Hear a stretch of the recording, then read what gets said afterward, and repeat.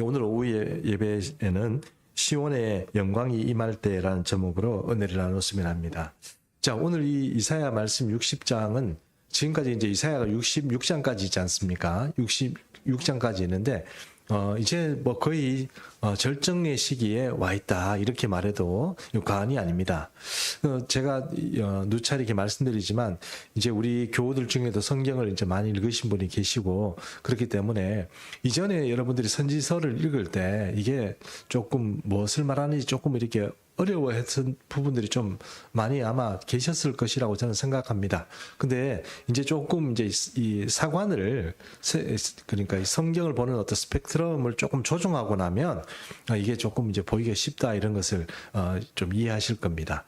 그러면 제가 여러분에게 질문하겠습니다. 오늘 우리가 읽은 60장 1절에서 9절 말씀은 먼저 이사야 시대, 그러니까 지금으로부터 2700년 전에 있었던 조금 임박한 사건을 얘기하는 거다. 혹은 바빌론 포로 이후에 어떤 이스라엘 백성들을 그 상황을 얘기하는 거다. 뭐 바빌론 포로가 해방이 되고 그렇게 돌아오는 그 상황을 얘기하는 거다. 아니면 두 번째 예수 그리스도의 시대에 예수님이 이 땅에 오셨던 그 이야기를 하는 것이다. 아니면 또 세 번째 이건 종말에 관한 이야기다. 이렇게 1, 2, 3번을 두고 얘기한다면 여러분은 시대를 어디에 맞추는 게 맞다고 생각하십니까? 질문을 했으면 대답이 와야 되는데요. 3번이겠죠. 그건 여러분 지금까지는 이게 용기가 없고 이제 그 상황들을 잘 모르니까 그 얘기를 못 했는 거죠. 설마 왜냐하면 설교를 하는 입장도 그렇고 그리고 또 이 교수들 학업을 이렇게 해서 성경을 연구하는 분들도 그렇고 이런 말하기가 힘든 거예요. 왜냐하면 확신이 안 생긴 거죠.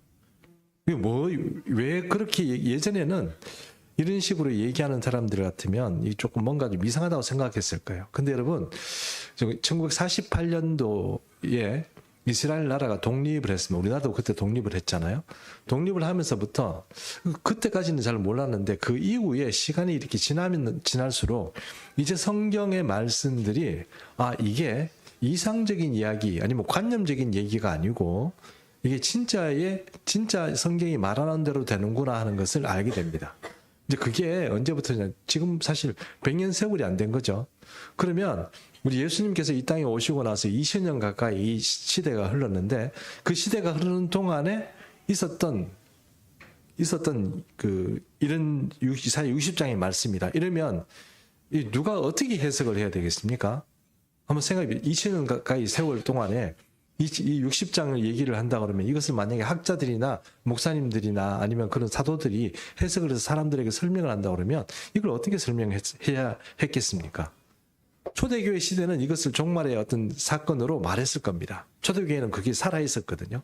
근데 이제 중세가 되고 그러니까 주님이 오신다고 그러면 오지는 않고 계속 뭐 이상한 일만 자꾸 벌어지니까 이 사람들의 생각에는 어떻게 생각했겠습니까? 이거는 말이 그 말이 아니구나. 그냥 우리가 이거 관념적으로 생각하면 되는구나. 이렇게 생각했을 겁니다. 근데 지금 이제 종말의 시간이 가까워지니까 과연 진짜 하나님의 말씀대로 지금 이게 이루어지고 있다는 것입니다. 예를 들어서 이렇게 한번 생각해 보시죠. 지금 옛날에 우크라이나하고 러시아하고 전쟁을 할 때만 해도 모든 서방의 힘들이 우크라이나의 지원이 됐습니다. 그렇죠? 지원이 되고 사실 우리나라 폭탄도 거기 가 있다고. 북한도 러시아에 폭탄 보내주고 미사일도 보내주고 뭐 이렇게 그런 지금 시간이잖아요. 근데 이제 거기서 우크라이나하고 러시아하고 끝날 줄 알았습니다. 근데 지금도 어떻습니까? 네, 지금 전쟁이 점점 벌어져 있죠.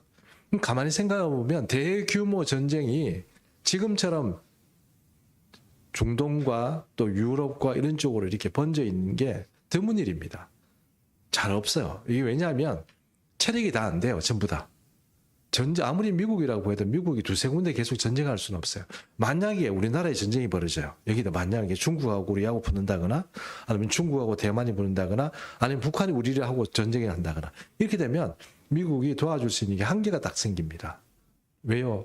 지금 전쟁을 두 군데 하고 있거든요. 돈을 엄청 거기다 쏟아부었거든요. 무기도 많이 줬거든요. 우리나라에 지금 또 올 수 있느냐? 조금 힘들지 않겠나 하는 거예요. 그러니까 이제 앞으로 이 전쟁들이 계속 이렇게 벌어지고 이런 것들이 이제 다른 시대 이야기가 아니고 우리 시대 얘기가 되는 것이고 그냥 성경적으로 우리가 생각해 본다면 이 전쟁이 막 전 세계로 막 뭉뭉뭉뭉 소리가 나는 것처럼 그렇게 막 시끄럽다가 어느 순간 일순간에 이것을 싹 정리하는 사람이 나타납니다. 정리. 아마 제 생각에는 중동에서 나타나겠죠. 이 전쟁을 정리하려면 지금은 이 중동에서 아마 전쟁이 이제 정리가 될 겁니다. 정리가 싹 되고 나면 그때 전쟁을 정리하는 자가 누구겠습니까? 그 사람이 예수 그리스도입니다. 세계의 평화를 가져오는. 저 사람이 세계의 평화를 가져오는구나. 정치적이기도 하고 또 하나 그 사람의 특성이 가지고 있는 그 사람은 종교적인 인물입니다. 아주 종교적인 인물이며 정치적인 인물. 그러니까 종교적인 상징성도 가지고 있고 정치적인 힘도 가지고 있는 그 인물. 그 사람이 바로 적그리스도에 될 가능성이 굉장히 높습니다. 누군지는 모릅니다. 아직. 뭐 어떤 분은 이 사람 이러는데 다 틀렸습니다. 지금까지 아직 맞춘 사람 없습니다. 근데 어떤 사람이 나타나겠죠. 그러다 지금 그 전조 현상이 일어나고 있다는 거에 대해서는 우리가 좀 경각할 필요가 있습니다. 제가 이런 얘기를 하면 목사님은 꼭 자꾸 뭐 사람들 겁주는 얘기를 하냐 이렇게 얘기할지 모르지만 제가 말씀드리죠. 오직 의인은 믿음으로 말미암아 사는 겁니다. 믿음이 있으면 절대 안 죽습니다. 주님이 보호하시고 특별한 소유로 삼으시고 보호하시기 때문에 이 종말의 시간에 우리 예수 믿는 사람들은 자꾸 두려워하거나 걱정할 필요가 없습니다. 하나님 우리가 살려고 교회에 온 거고 여러분 살려고 우리가 예수 믿고 살려고 여러분 우리가 이런 메시지들을 나누고 있는 겁니다. 그러니까 믿음 잘 붙들면 종말의 시간 겁낼 필요 없이 살아갈 수 있습니다. 단 착각하시면 안 됩니다. 난 잘 믿고 있다 이렇게 생각하시면 그건 조금 곤란합니다. 그건 언제 어떻게 될지 모르니까 그렇게 생각만 하지 마시고 우리가 함께 신앙생활 공동체를 이루며 믿음 생활을 꾸준히 잘해 나가면 이 종말의 시간도 두려워할 것 없이 이루어진다는 것입니다. 자, 어떤 순간인지 모르지만 이제 우리 종말에 관한 어떤 예언을 가지고 있는 60장 1절에서부터 우리가 조금 하나씩 짚어 보겠습니다. 60장 1절입니다. 제가 또 읽어보겠습니다. 일어나라 빛을 발하라. 이는 내 빛이 이르렀고 여호와의 영광이 내 위에 임하였습니다. 그랬습니다. 자, 일어나라 플러스 빛을 발해라. 이 두 개의 동사가 같이 있죠. 일어나라 빛을 발하라 이렇게. 예전에는 그러면 어떻게 돼 있었다는 얘기입니까? 앉아 있었겠죠. 앉아 있었다기보다 어떻게 표현이 좀 죄송합니다만 그냥 바닥에 있는 거죠. 바닥에 있다가 갑자기 와 이래서 일어나는 거죠. 일어나가지고 빛을 팍 발했는데 지금 빛이 없었습니까? 빛은 뭐 내가 확 이렇게 해야 됩니까? 아니면은 원래 이렇게 딱 빛이 이렇게 비추는 겁니까? 비추는 거죠. 그러면 자 상황을 이렇게 생각해 보십시오. 지금 그 하나님께서 이 이스라엘 위에 하나님께서 영광으로 임하시고 그래서 일어나 빛을 발해라 이렇게 말을 했습니다. 그러면 지금 현재 이렇게 그런 조치가 있기 전에는 앉아 있거나 누워 있거나 엎드려져 있거나 어쨌거나 어둠이 있는 것이고 빛은 내가 가지고 있는 게 아닙니다. 그 빛은 어떻게 하는 겁니까? 하나님께서 주시는 거죠. 그 주시는 것을 비추라는 거잖아요. 맞죠? 그 빛이 우리에게 오셔서 그 빛을 가지고 내가 이제 우리가 빛을 가지고 비출 시대가 되었구나. 막 일어나 가지고 빛을 비춰라 이 얘기잖아요. 그렇지 않습니까? 그러므로 지금 이스라엘 백성들의 상황은 어떤 상황이냐? 지금 힘들고 어렵고 괴롭고 자빠져 있는 상황이다 이렇게 말할 수 있다는 것입니다. 거기에 주님께서 이렇게 빛을 발하라고 오신다는 겁니다. 이게 그러니까 지금 현재 이스라엘 보고 하는 얘기입니까? 아니면 지금 현재 이스라엘 보고 하는 얘기입니까? 미래 이스라엘 보고 하는 얘기입니까? 이걸 분명히 말씀드려야죠. 이걸 정리를 해야죠.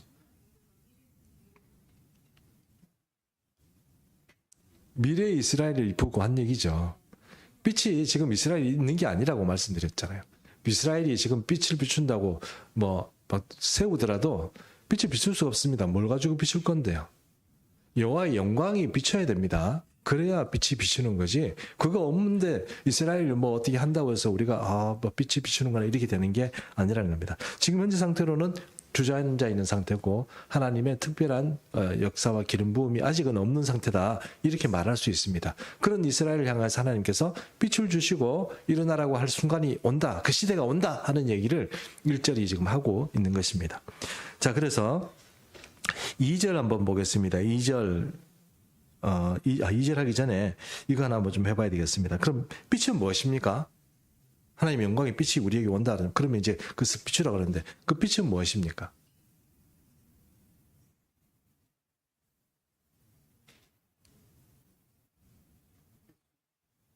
야, 역시 우리 피터 장로님 역시 잘 예수님이라고 봐야 되겠죠. 그러면 그 영광이 내 위에 임한다, 내게 온다, 내 집을 영화롭게 한다, 그 말 자체에는 어떤 의미가 있습니까? 그렇지, 예수님이 오신다는 의미가 있는 거죠. 그 주님이 오시게 되면 이스라엘 백성들이 큰 영광을 받고 그들이 일어나서 전 세계를 향해서 빛을 비출 수 있는 존재가 된다, 이런 의미잖아요. 그렇죠? 그래서 주님이 빛이 된다는 얘기는 바로 우리 요한복음 1장 8절 말씀을 제가 한번 읽어보겠습니다. 그는 이 빛이 아니요 이 빛에 대하여 증거하러 온 자라, 이렇게 되는데 여기서 이 그는이라는 것은 세례 요한을 말합니다. 세례 요한이 뭐 회개하라 천국에 가까웠다 이렇게 선포를 했을 때, 자, 우리가 받아들이는 천국에 가까웠다는 얘기하고 이스라엘 백성들이 받아들이는 천국에 가까웠다는 얘기는 틀린 얘기입니다. 감이 완전히 다른 얘기예요. 우리는 천국이 왔다 이러는 것, 천국이 가까이 왔다 이렇게 얘기하는 것은 들으면 우리가 뭐 언제 주님이 오셔서 뭐 우리가 죽어서 천국 가는 이런 이미지를 가지고 있지만, 이스라엘 백성들은 어떻게 생각합니까?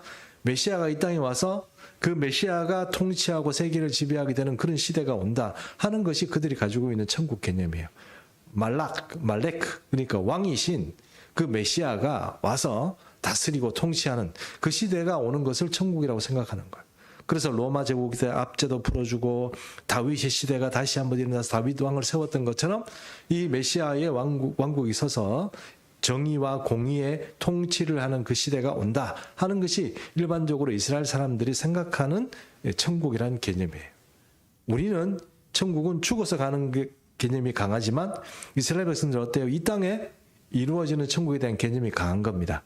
이해하시죠?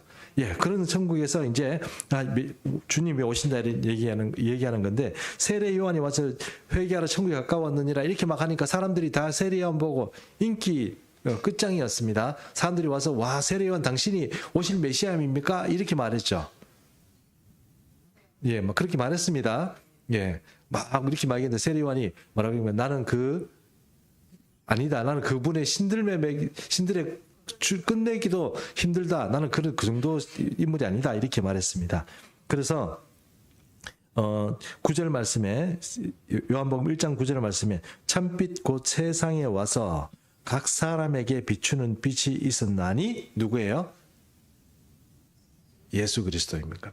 그러니까 이 빛은 어떤 분이 와야 영광이 임하는 거냐? 메시아이신 예수께서 이 이스라엘 땅에 오실 때, 재림하실 때 그때 이 영광이 임하는 겁니다. 그럼 그때 어떤 일이 벌어지느냐 하는 것이 오늘 1절에서 9절까지 말씀이 쭉 이렇게 연결되는 겁니다. 자, 그래서 근데 이제 조금 이제 안 좋은 소식이 2절입니다. 우리 2절 같이 읽습니다. 시작. 것이며 가방이 있으니와 그래서 내 위에 임하실 것이며 그의 영광이 내 위에 나타나. 자, 암흑이 임한다고 그랬습니다. 그럼 이 성경 우리가 문법적으로 잘 이해하는 사람이 이 말을 이해할 수 있을 것입니다. 암흑이 임한다는 얘기는 세상에 지금 원래 그 암흑 상태였다는 뜻입니까? 아니면 암흑이 어느 시기에 되면 온다는 얘기입니까? 한쪽은 빛이 오는데 한쪽은 뭐가 온다는 뜻이에요? 암흑이 오는 거예요. 지금 우리가 이렇게 밖을 내다보면 이게 세상이 지금 훤하잖아요. 그렇죠? 그런데 그러면 주님, 목사님, 그러면 성경이 말하는데 그럼 암흑의 시대가 온 세계에 온다는 뜻인가요? 그 세상이 막 해가 안 보이고 막 이런 시대가 온다는 뜻인가요? 예, 온다는 뜻입니다. 목사님, 그런 시기 어디 있어요? 태양이 다 떠 있고 달이 떠 있고 하늘에 별이 있는데 암흑 시대가 어디 온단 말입니까? 이렇게 말할 수 있지만 그 근거가 어디에 있느냐면 여러분 잘 아시는 것처럼 우리가 미처 재앙이라고 생각하지 못하는 한 가지 재앙이 있는데 그게 암흑 재앙입니다. 어디에 나타나냐면 여러분 이집트 사람들이 10개 재앙에 들어갔을 때 마지막 장자가 죽기 전에 3일 동안 이 땅에 뭐가 있었습니까? 그 애굽 땅에 3일 동안 힌트를 드렸는데 애굽 장자가 다 죽었잖아요. 짐승의 마지도 다 죽었잖아요. 죽을 때 그때 그 애굽 땅에 이 다른 그 지역은 어땠습니까?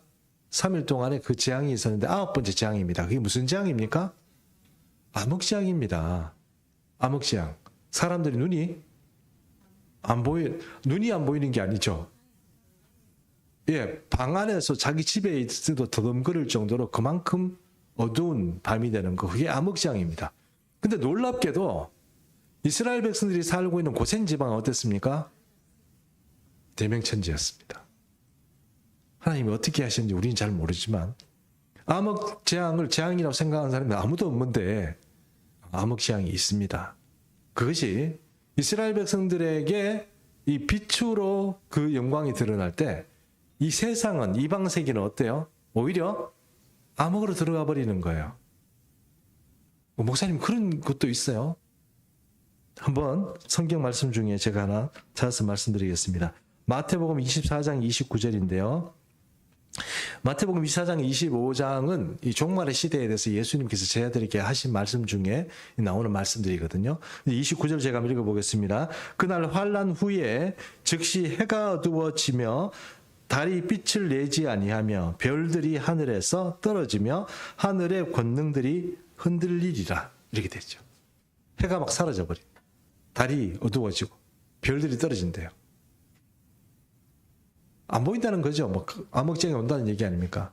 그러니까 예수님께서 말씀하신 이 말씀도 사실은 예수님께서 이 땅에 이 환란이 지나고 나서 예수님이 사람들을 부르러 오실 때 한쪽에는 대단한 영광의 빛이 임하는가 하면 또 다른 한쪽은 어떻게 해요? 온 세상이 깜깜해진다는 거죠. 깜깜한 정도가 어느 정도인지 모르지만 온 세상이 깜깜해지, 해도 안 보이고 달도 안 보이고 별도 안 보일 정도로 깜깜해진다는 거예요. 그게 세상이 앞으로 당하게 될 일입니다. 이거에 대해서 사람들이 별로 생각 안 하고 뭐 좀 깜깜해지면 집에서 그냥 뭐 불 켜면 되지 이렇게 생각하는데 그게 그렇지 않다는 거예요. 빛을 먹는 어둠이 있다는 겁니다. 어떤 어둠이 있다고요? 빛을 먹는 어둠이 있어요. 창세기에 나오는 그 암흑이라는 게 빛을 먹는 어둠입니다. 그럼 애굽 시대에 하나님께서 주셨던 그 빛을 먹는 그 암흑이라는 게 뭡니까?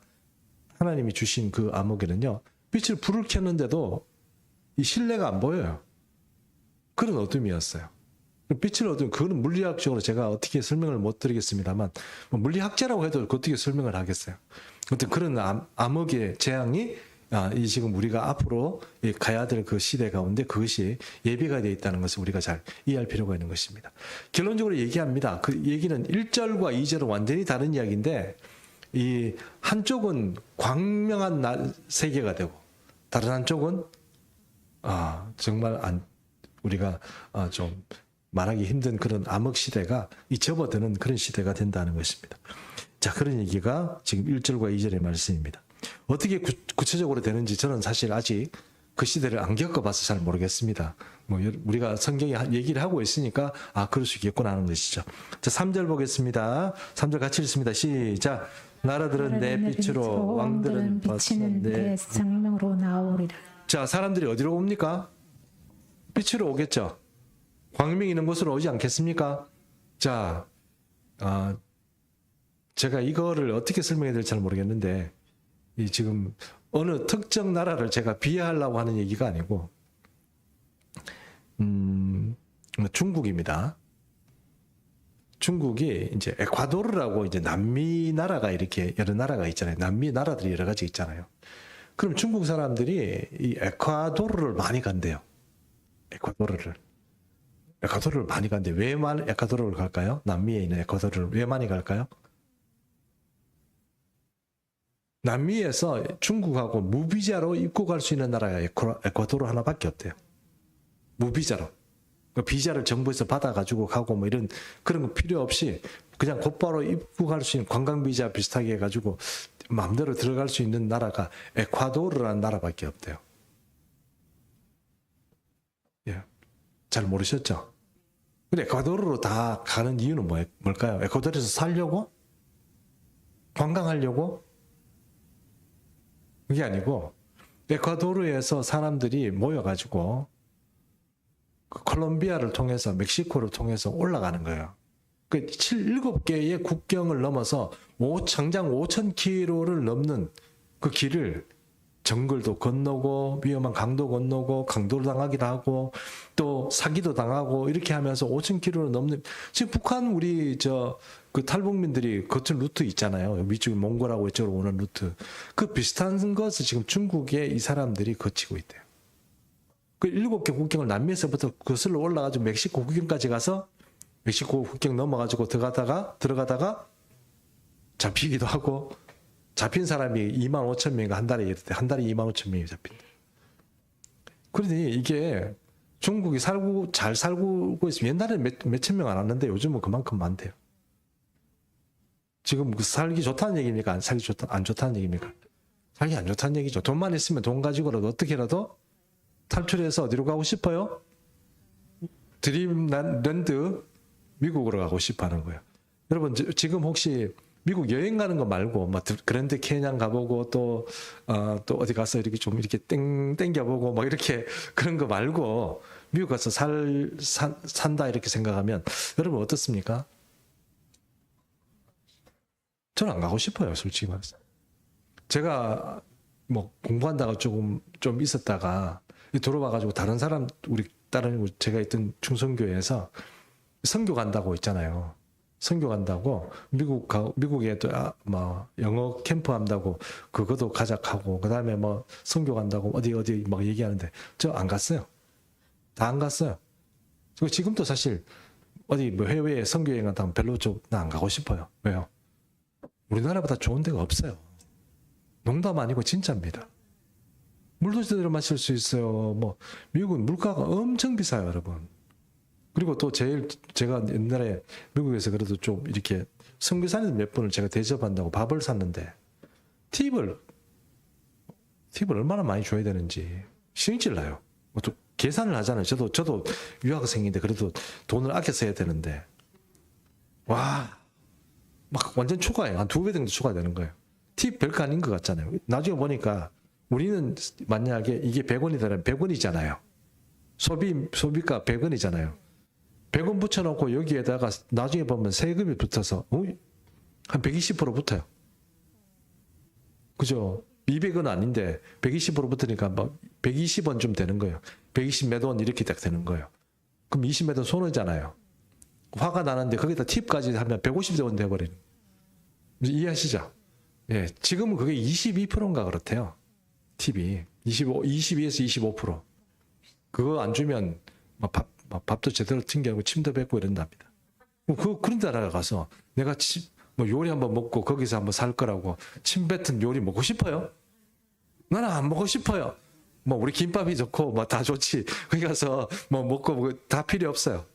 뭐 그런데 뭐 그랜드 캐년 아니 브라이스 캐년 뭐 이런데 자이언트 캐년 한번 보고 뭐 그다음에 미국에 뭐 이렇게 좀 재미있는 어떤 그런 거 헐리우드 같은 데 가보고 뭐 유니버설 스튜디오 이런 데 가보고 뭐 디즈니랜드 가보고 그 정도는 좋은데 거기 살거나 그렇게 하는 것도 가고 싶잖아요. 우리도 그렇게 됐어요. 그런데 중국 사람들은 어때요? 거기도 지금 뭐 만들고 뭐 난리를 치는데도 왜 사람들이 자꾸 탈출할까요? 살기 힘드니까 그렇죠. 안 보이니까 그렇죠. 까마니까. 그런데 이 사람들이 그렇게 해서라도 뭐 지금 위험하잖아요. 불법 체류자로 잡히면 아무것도 뭐 자기 돈을 다 날리면서도 다시 돌아와야 됨에도 불구하고 거기 간다는 거예요.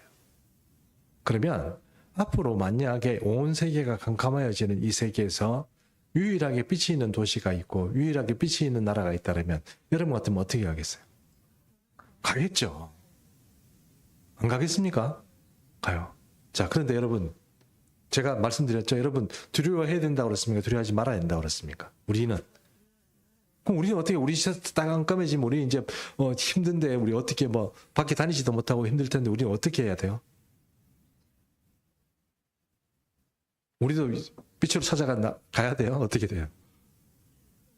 심각한 문제 아닙니까? 이런 걸 제가 소개한다고 되는 게 아니고 그럼 우리는 어떻게 해야 되냐? 걱정하지 말라고 그랬죠. 제가 그 방편이 있습니까? 걱정 안 해도 될 방편이 있습니까? 예수 잘 믿으면 됩니다. 어떻게 되는데요? 알아서 해주십니다. 걱정하지 마십시오. 우리가 빛의 조선으로 주님 앞에 그 종말의 시간에라도 온 세상에 깜깜해진 그 순간에라도 주님은 우리를 불러 모으려고 천사들을 보내주신다. 분명히 성경이 말씀하고 있습니다. 천사 부르러 안 오면 어떻게 합니까? 그러면 미안합니다. 이제 암흑 속에 사셔야 되는데 주님께서 주의 종들을 천사들을 보내주셔서 온 세상 끝까지 찾으신다고 말씀하십니다. 예, 그래서 그것이 우리가 흔히 말하는 휴거가 되든지 아니면 이 지구 땅에 있을 때 어떤 광명의 세계로 주님의 천사의 인도함을 받을지 우리는 그건 잘 알지 못하지만 우리는 어쨌든 우리는 삽니다. 아셨죠? 아멘 하셔야지. 이건 정말 중요해요. 아멘. 제가 볼 때는 여러분들이 그런가 이런 생각하고 지금 저를 바라보시는 건데 저 목사님 지금 무슨 얘기하는 거지? 막 이렇게 생각하니까 아멘이 잘 안 되는 것 같은데 아멘 하시고 예. 자꾸 이렇게 아멘 하시고 따라가시면 다 보면 성령이 주시는 깨달음이 있습니다. 그렇게 될 줄로 믿습니다. 자, 4절 보겠습니다. 4절 같이 읽습니다. 시작. 내 눈을 들어 사방을 보라. 무리가 다 모여 내게로 오느니라. 내 아들들이 먼 곳에서 올 것고 내 딸들은 안기에 올 것이라. 자, 이 말은 결국 알리한다는 얘기죠. 이스라엘 백성들이 이제 다 유대인들이 다 자기 땅으로 돌아오게 된다. 한 사람도 빠짐없이 하나님이 다 찾아오시겠다. 그래서 성경이 말씀하고 있잖아요. 찾아오는 겁니다. 그럼 지금 보십시오. 과거에 러시아에 있던 사람들이 유럽에 살고 있던 많은 유대인들이 2차 세계대전과 이런 것들을 통하면서 많이 돌아왔습니다. 그 다음에 최근에 러시아에 살고 있던 사람들도 공산주의의 핍박이나 이런 것들을 통해서 많이 돌아왔습니다. 근데 러시아 집 주변에 살고 있던 사람들, 그 중에 제일 많은 데가 우크라이나입니다. 유대인들이 제일 많이 있는 데가 우크라이나였고, 우크라이나는 또 공교롭게 유대인들이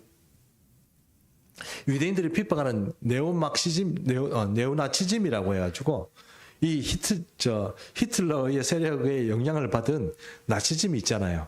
그 지침이 가장 강력하게 전 세계에서 활동하는 데가 우크라이나예요.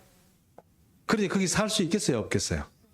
없겠죠. 그러니까 우크라이나에서 지금 어떻게 합니까? 사람들이 많이 돌아가는 거죠. 그래서 지금 이스라엘 땅에 우크라이나에서 온 사람들이 많이 돌아간다는 겁니다. 결론적으로 얘기하면 지금 미국 이스라엘 안에 사는 유대인들하고 미국에 살고 있는 유대인들이 비슷비슷한 숫자고 나머지 지역은 거의 다 돌아가고 있습니다. 그러면 미국은 앞으로 어떻게 될까요? 미국의 운명은 어떻게 될까요? 자, 러시아도 핍박하고 전쟁 나고 우크라이나도 전쟁이 나고 핍박하고 이렇게 해서 유대인들이 돌아갔습니다. 전 세계 유대인들이 지금 또 에티오피아에 살고 있던 유대인 공동체도 부서지고 거기 있는 사람들도 지금 돌아가고 있습니다. 알리아를 하고 있다고 그랬습니다. 알리아가 뭐라고 그랬습니까? 성전으로 올라간다는 의미가 있다고 그랬죠. 그래서 이스라엘 고토로 돌아가는 것을 알리아한다 이렇게 말한다고 했습니다. 자, 이렇게 알리아를 하고 있으면 미국은 앞으로 어떻게 될까요? 미국은 그래도 유대인들 좀 대우해주고 그렇게 하는 거 아닙니까? 그럼 미국 그대로 살아도 되는 겁니까? 이게 미국의 딜레마입니다. 앞으로 우리가 봐야 될 미국의 장래가 이제 계속 지금처럼 부강을 하고 전 세계 경찰 국가로서 일을 할 수 있느냐? 그건 좀 두고 봐야 됩니다. 지금은 너무 적들이 많아졌어요. 미국이. 적들이 너무 많아졌습니다. 누가 적입니까? 일단 러시아가 적이죠. 중국도 적이죠. 또 누가 적입니까? 중동이 적입니다. 많아졌죠? 그렇죠? 예, 점점 더 많아졌습니다. 앞으로 미국이 망한다 이런 얘기를 말씀드리는 게 아니고 미국도 조금 어려워질 가능성이 많습니다. 그러니까 우리가 성경이 말하고 있는 그 틀에서 보면 미국이라는 나라도 앞으로 계속 초인류 강대국을 유지하기 어려울 수도 있겠구나. 혹시 유지한다고 할지라도 큰 공격을 받고 그 공동체가 미국이 굉장히 어려워질 상황이 있을 수도 있겠다 하는 그런 어떤 시대가 지금 이제 앞으로 전개될 이야기입니다. 그렇죠? 그렇게 이해를 하시면 되겠습니다. 어쨌든 이스라엘 백성들은 어떻게 한다고요? 알리야합니다. 그 아들, 딸들이 돌아오게 됩니다. 이스라엘 민족들이 지금 전쟁이 됐든 억지로 하든지 뭐 어떻게 되든 간에 이 사람들이 돌아오고 있습니다. 그런데 돈 있고 힘 있는 사람들이 돌아오겠습니까? 안 돌아오겠습니까? 안 돌아오죠. 거기 가면 뭐 있다고 돌아가겠습니까? 집도 없고 뭐 집도 절도 이러면 좀 종교적으로 그런 문제가 생기니까 집도 없고 뭔가 살기도 힘든 그 땅에 뭐하러 돌아가겠습니까? 복작복작 내가 캘리포니아에 수영장 있는 집에 잘 누리고 잘 살고 있는데 왜 돌아가겠습니까? 그 사람들은 언제 어떻게 돌아가겠습니까? 파산해야 되겠죠. 두들겨 맞아야 되겠죠. 지금까지 미국 내에서는 전쟁이 없고 괜찮았지만 앞으로 어떤 일이 생길지 모르지만 그 사람들도 돌아갈 수밖에 없는 그런 상황이 생길 수 있다는 것입니다. 그것은 결코 그들에게 해를 끼치려고 하나님께서 하시는 것이 아니고 종말의 시간을 계속 진행시키면 그렇게 될 수밖에 없다는 것입니다. 이런 세계관 자체가 여러분 제가 말씀드린 대로 분명히 가지고 있어야 됩니다. 그러면 지금 유목 목사가 이런 얘기를 하던데 그럼 그렇게 되는구나 하는 생각을 가지고 자세히 살펴보면 그렇게 가고 있습니다. 아셨죠? 예. 그다음에 60장 5절 말씀을 같이 읽습니다. 시작. 그때 내가 보고 기쁜 빛을 내며 마음이 놀라고 또 하창하리니 이는 바다의 부가 내게로 돌아오며 이방 나라들의 재물이 내게로 돌아오며. 자, 이때 빛을 발하게 되는 이 시기에 이방 나라들 재물들이 이런 것들이 막 이렇게 온다는 겁니다. 참 좋은 거죠. 좋은 건데 여기 조금 복잡하고 좀 어려운 말인데 그게 뭐냐면은 그때 내가 보고 기쁜 빛을 내며 기쁜 빛은 어떻게 됩니까? 내 마음이 놀라고 또 화창하다 이건 또 어떤 겁니까? 마음이 화창하다는 게 어떤 겁니까? 뭐 태양이 여기서 뜨니까 신선한 공기가 들어오는 겁니까? 뭐 어떻게 되는 겁니까? 좀 어렵죠? 영어로 공동번역으로 제가 한번 읽어봐 드릴게요. 이렇게 읽어드릴 수 있습니다. 이것을 보는 내 얼굴에 웃음의 꽃이 피리라. 너의 가슴은 벅차올라 부풀리라. 이렇게 되어 있습니다. 공동번역은. 멋지죠? 예. 너무 좋은 거예요. 하나님께서 우리에게 복을 주시니까 가슴이 벅차고 막 너무 이렇게 왜 그런 기분이 있지 않습니까? 막 그런 기분이 된다는 거예요. 누가? 이스라엘 백성들에게 그런 기분이 되고 마음이 그렇게 되고 뭐 얼굴이 그냥 너무 좋아가지고 싱글벙글 웃음 꽃이 피는 시대가 이때가 온다는 거예요. 지금 어떻습니까? 두들겨 맞아서 괴롭고 전쟁에서 괴롭고 뭐 사는 것도 힘들고 그런 그 백성들의 얼굴에서 웃음꽃이 피고 야 이제 우리가 하나님의 샬롬을 누리는구나 하는 그런 화창한 날이 온다는 거예요. 그게 공동번역에서 읽어보니까 공동번역이 훨씬 더 쉽게 돼 있죠. 예, 그렇다고 공동번역이 다 쉽게 돼 있는 건 아닌데 요 대목만큼은 잘 해석을 한 것 같습니다. 자, 그 다음에 바다에 부가 온다고 그랬죠. 바다의 부는 무슨 부입니까? 일반적으로 이렇게 생각하시면 됩니다. 페니키아 있죠. 페니키아 사람들이 어디 사람이냐면 지금 이스라엘 나라 그 위쪽에 시리아 그 밑에 뭐 레바논이 있죠. 바닷가에. 그 레바논을 주축으로 해서 지중해 연안에 살고 있던 족속인데 이 사람들은 해양 민족입니다. 이 사람들은 해양 민족인데 이 사람들은 상거래에 굉장히 이제 뛰어난 민족이에요. 여러분 잘 아시는 카르타고의 명장 한니발 장군이 있었던 조금 튀는 나라 있잖아요. 아프리카. 튀니지. 아시죠? 아프리카에 좀 튀는 나라, 요 상단에 튀는 나라 있잖아요. 이집트 옆에 이렇게 조그마한 나라. 한니발 장군이 과거에 로마하고 뭐 싸웠던 그 한니발 장군이 살았던 그쪽 튀니지 그쪽과 지금 레바논 쪽과 하여튼 이쪽에서 상거래를 하고 스페인과 이쪽으로 막 설렙했던 그 민족이 페니키아 민족인데 이 페니키아 민족은 해양 민족이에요. 그러다 보니까 배 가지고 상선 가지고 먹고 사는 사람입니다. 그러면 이 지중해 연안에 있었던 모든 상선의 어떤 그런 부들이 누구에게 온다고요?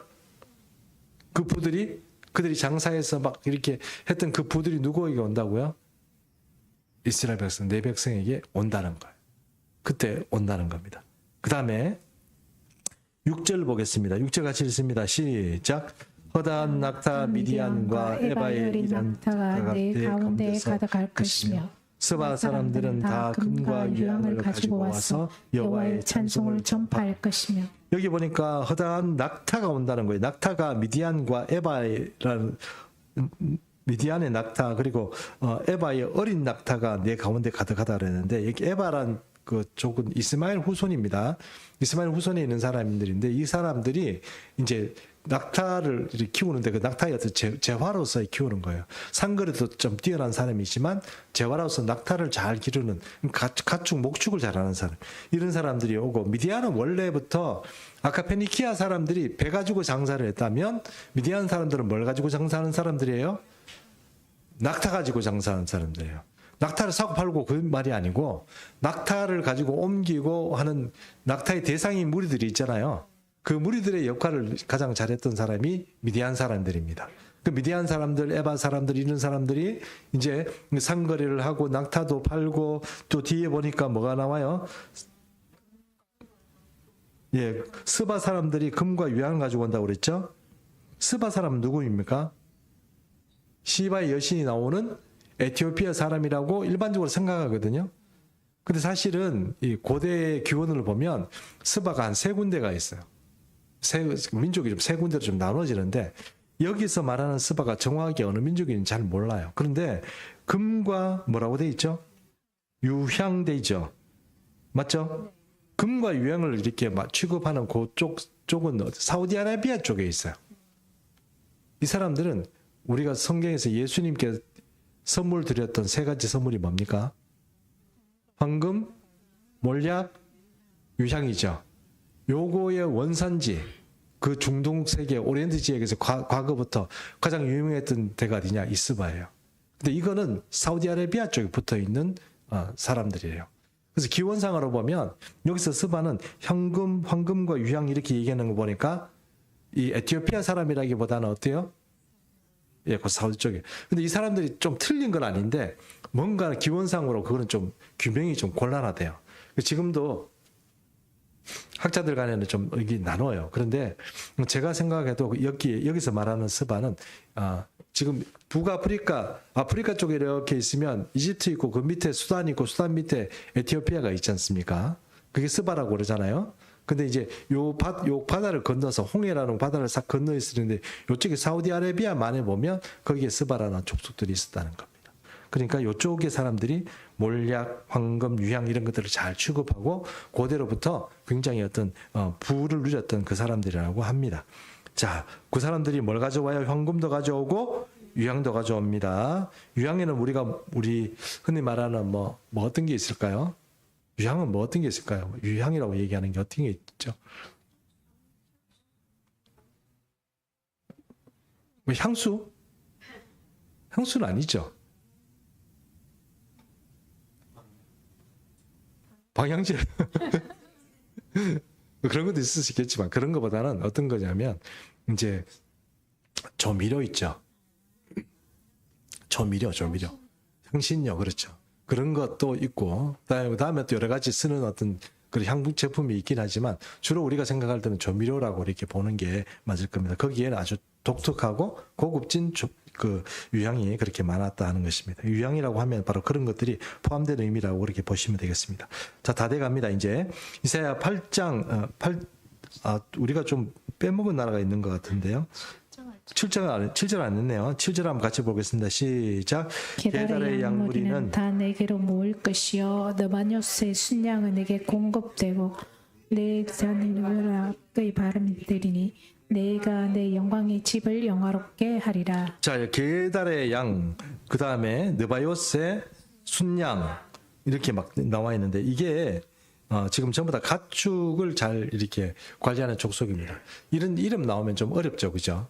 이런 나오면 이 사람들이 개념이 우리가 뭐 차라리 우리나라 현대 어떤 뭐 지명이나 아니면 현대의 어떤 나라 이름으로 나오면 그래도 어디쯤 있겠구나 생각하지만 이 게달이라는 나라는 약간 이스라엘 좀 남쪽에 있는 좀 목축업을 전문으로 하는 그런 옛날 어떤 족속을 말하고 이 또 밑에 보니까 느바요시라는 것도 그보다 좀 더 밑에 사우디아라비아 쪽 위쪽에 있는 어떤 그런 사람들인데 여기 보니까 양을 많이 게달의 양을 목축을 했는데 이 양이 시큰 키워가지고 누구를 영화롭게 해요?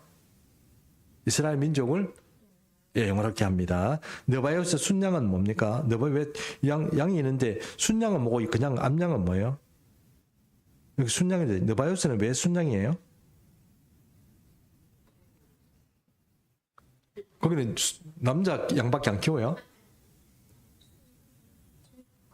순양이라는 의미는 저런 의미랍니다. 강하고 건강한 양이라는 뜻이래요. 그래서 순양이라고 해서 이쪽에서 느바요세는 이게 뭔가 품종 자체가 아주 탁월하고 좋은 양들이 여기서 많이 나온다는 겁니다.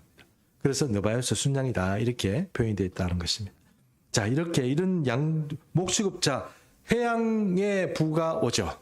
또 이 육지에서 여러 가지 대상들이 하는 그 부도 오죠. 그다음 목축업 해오는 그런 것도 다 오죠. 이렇게 해서 이스라엘 백성들이 굉장히 부강한 어떤 나라가 된다는 것입니다. 8절 같이 읽습니다. 시작. 저 구름같이 비둘기같이 그 보금자리로 날아가는 것 같이 날아오는 자들이 누구냐? 비둘기같이 구구하고 이렇게 막 날아가는데 이게 막 날아오는 그 무리들이 누구냐? 이스라엘 백성이라는 거예요. 그 사람들이 구름같이 자기 집으로 몰려가는 것처럼 그렇게 온다는 거예요. 자기 집으로 이제 모든 일들을 마치고 자기 안식을 위해서 찾아오는 것처럼 이스라엘 백성들이 이 종말의 시간에 빛이 임하는 그 시간에 그들에게 돌아오게 한다 하는 것입니다. 자, 9절 이제 마지막 절인데 우리 같이 읽습니다. 시작. 곧 섬들이 나를 앙망하고 다시스의 배들이 먼저 이르되 먼 곳에서 내 자손과 그들의 은금을 아울러 싣고 와서 내 하나님 여호와의 이름이 드리라며 이스라엘 거룩한 이에게 드리려 하는 자들이라. 이는 내가 너를 영화롭게 하였습니다. 아멘.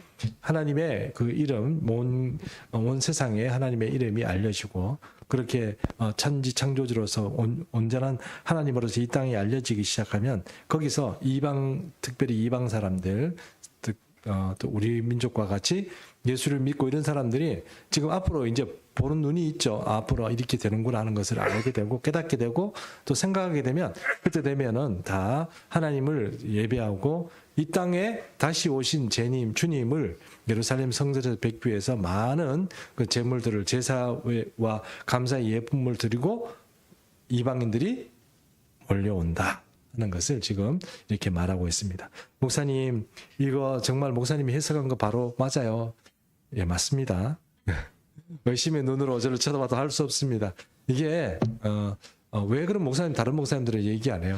확신이 없어서 그렇습니다. 확신이 없어서 그렇게 얘기하는 거고 목사님들이 몰라서 그런 것보다는 확신이 없으면 설교하기 힘듭니다. 그래서 안 하시는 겁니다. 여러분 그렇게 아시고 이렇게 됩니다. 되고 또 그런 시대가 오게 돼 있습니다. 그러나 이건 이스라엘 백성들을 위한 얘기고 그럼 우리는 이제 어두워지는 세상에서 어떻게 살 것인가? 그것이 관건 아니겠어요? 우리 신앙의 관건이고 우리가 앞으로 살아야 될 어떤 믿음의 어떤 관건이 아니겠습니까? 그러나 주의 말씀은 내 발에 주의 말씀은 내 발에 등이요. 맞죠? 내 길에 빛입니다. 말씀 잘 믿고 하나님이 신뢰하고 가면 주님은 분명히 말씀드리지만 하박국 선지자가 우리에게 말했던 것처럼 오직 의인은 믿음으로 말미암아 살리라.